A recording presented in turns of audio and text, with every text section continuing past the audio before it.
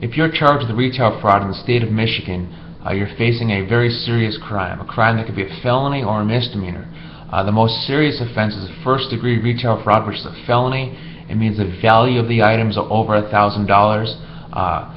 Third and second-degree retail fraud are misdemeanors, depending upon the value. If it's under $200, it's a third degree. If it's between $200 and $1,000, it's a second degree.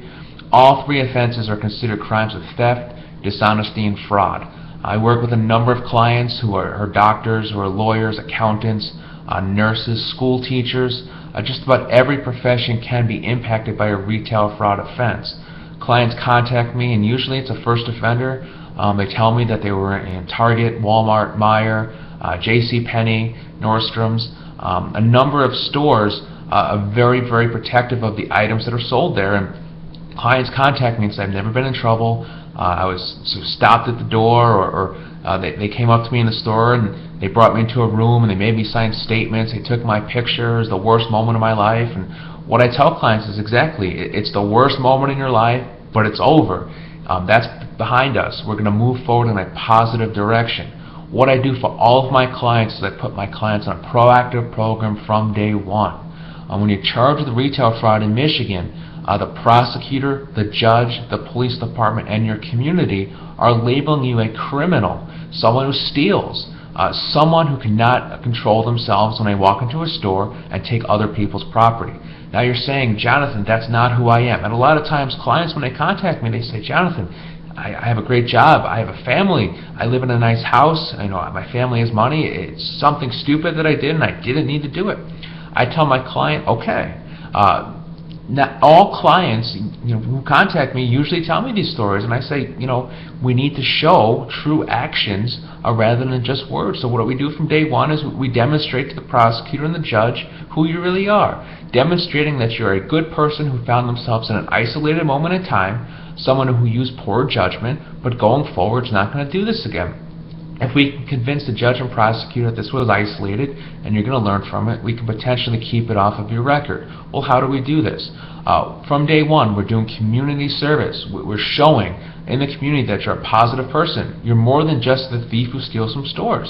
We find an organization that's a good fit for you. We accumulate hours. We go to court. We tell the prosecutor and the judge you've done X amount of community service hours, and that kind of begins to turn around the process of you being a negative person in the community.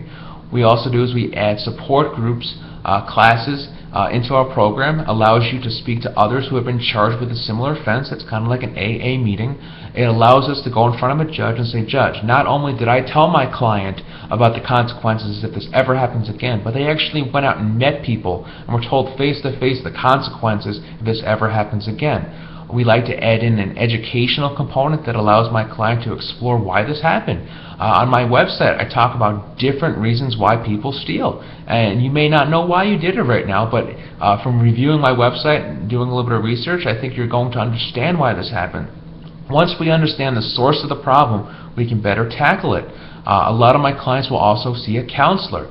It's always good to get a medical professional involved to tell a judge and prosecutor that you're healthy mind, healthy body, and going forward you're going to make better choices. And if there's any stresses in your life, you're going to tackle those stresses in other manners other than stealing from a store. So if you're charged with retail fraud, I'd like to hear more about your case. I'd like to hear about your job, your responsibilities.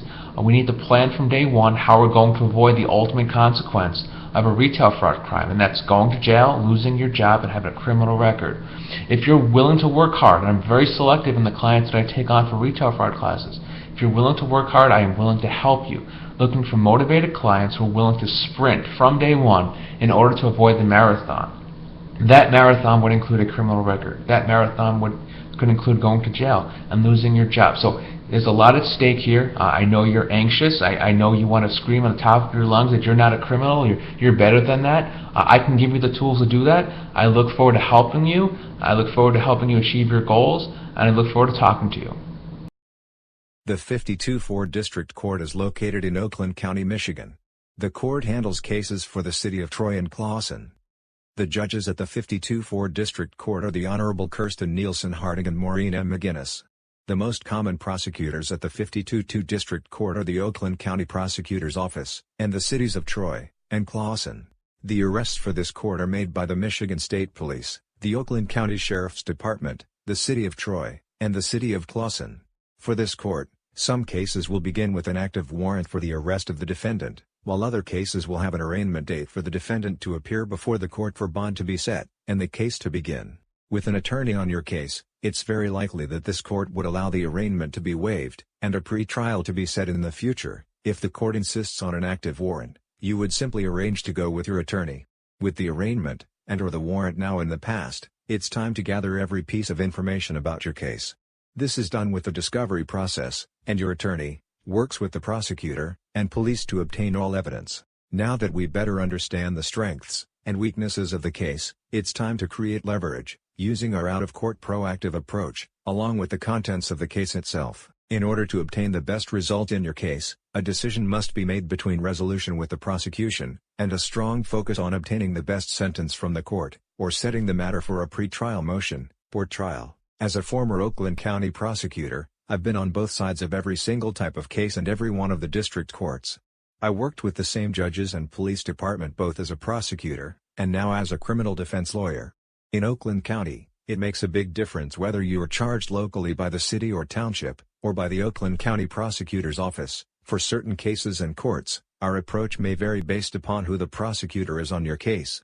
If you or someone in your life is charged with a crime at this court, send me an email, or give me a call. I've written numerous books, and I've been on both sides of the type of case you're charged with, both as a prosecutor and defense lawyer. I spent years as a prosecutor, and I switched to the defense side, because I saw too many good, hard-working folks who are not criminals, but rather good-hearted and responsible people, but in the moment end up on the wrong side of the law. I worked with thousands of defense lawyers that were not humanizing their clients, or giving them an opportunity to change the perception of who they are. Someone charged with a crime should not solely be judged on that one moment in time. I really enjoy helping people turn a negative experience into a moment of growth and opportunity. We cannot change the past, but we do control the present, and the future.